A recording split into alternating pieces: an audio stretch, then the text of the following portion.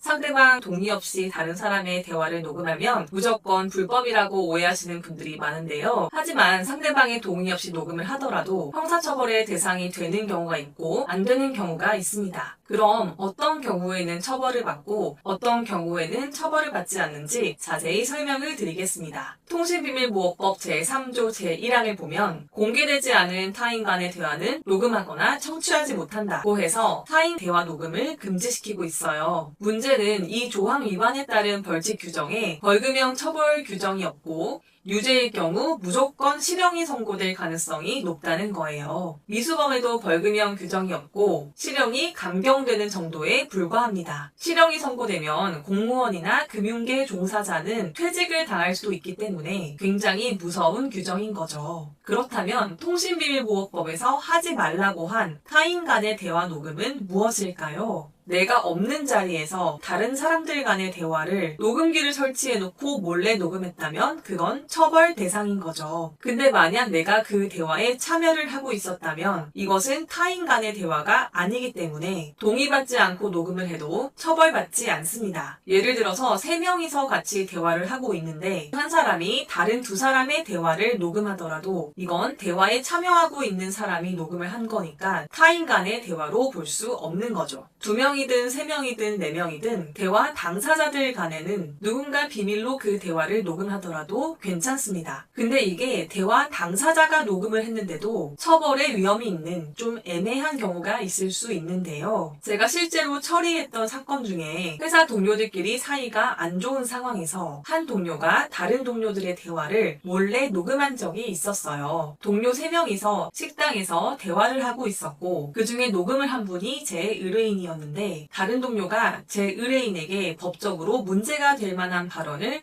평소에 많이 했던 거죠. 저희 의뢰인분이 이 동료가 얘기하는 걸 증거로 녹음을 해야겠다고 생각을 하고 본인 핸드폰에 녹음 버튼을 눌러놨던 거예요. 근데 만약 그냥 셋이 대화하는 과정에서 녹음 버튼을 눌러놨다면 아무 문제가 안 되죠. 근데 이분이 녹음을 하고 있다가 잠깐 화장실에 다녀온다고 하면서 이 녹음되고 있는 핸드폰을 그 자리에 놓고 갔다 온 거예요. 화장실을 간 시점부터 돌아오기 전까지 이분의 핸드폰만 남아있는 상태에서 남아있는 동료들의 대화 내용이 녹음되기 때문에 이 녹음 부분에 대해서는 통신비밀보호법상 위반의 여지가 있는 거죠. 그리고 나서 그 자리에 있던 사람들이 나중에 우리 대화를 이 사람이 몰래 핸드폰으로 도청을 했다 라고 하면서 통신비밀보호법 위반으로 고소를 한 거죠. 그래서 저희가 어떻게 변호를 했냐면 처음에 녹음을 시작할 당시에는 우리 의뢰인이 대화의 당사자였다. 그리고 약 5시간이 넘는 전체 녹음 시간 중에 이분이 자리에 없었던 부분은 약 3분 정도에 불과하다. 그리고 몰래 감청을 하려고 핸드폰을 두고 나간 게 아니라 진짜로 화장실을 가려는 의사로 잠깐 나갔던 거다. 그리고 그 대화하던 직장 동료가 과거에 법적으로 부당한 언행을 한 적이 많아서 의뢰인이 자신을 보호하려는 목적으로 녹음을 했기 때문에 이건 정당행위다. 심지어 이 녹음을 어디 제출하거나 들려준 적도 없었다. 이렇게 적극적으로 변호를 했고 그래서 결국 검찰에서 무혐의 처분을 받았습니다. 다른 유사 사례들에서는 이런 경우 기소유예 처분이나 다른 처분들이 나오는 경우도 종종 있는데 저희 의뢰인 같은 경우 녹음을 다른 곳에 제출하지 않은 상황이기도 해서 다행히 깔끔하게 무혐의 처분을 받을 수 있었습니다. 관련해서 잘 알려진 사례가 유명 만화가 주호민 씨 아들 사건인데요. 주호민 씨가 2022년에 자신의 자폐 성향에 있는 아들의 담당 특수교사를 아동학대 혐의로 신고하면서 그 교사와 아들의 대화를 녹음을 해서 녹취록으로 증거 제출을 했어요. 근데 아이에게 녹음기가 있다는 사실을 교사가 몰랐던 거죠. 원칙적으로 부모가 아이 편에 녹음기를 들려보내서 녹음한 대화 내용은 증거로 쓸 수가 없습니다. 통신비밀보호법에서는 타인 간의 대화 녹음을 금지하고 있는데 내가 없는 자리에서 다른 사람들이 대화한 내용을 녹음했다면 그건 처벌 대상인 거죠. 물론 그 대화에 참여를 하고 있었다면 처벌되지 않습니다. 근데 주호민 씨 같은 경우 아동과 교사의 대화에 참여하지 않은 부모가 한 녹음이었던 거죠. 형사소송법은 적법한 절차에 따르지 않고 수집한 증거는 증거로 할 수 없다고 보기 때문에 녹음에 아무리 학대 정황이 녹음되어 있어도 이 증거는 유죄를 입증하는 증거로 사용될 수가 없습니다. 이 녹음을 증거로 사용할 수 있는지에 대해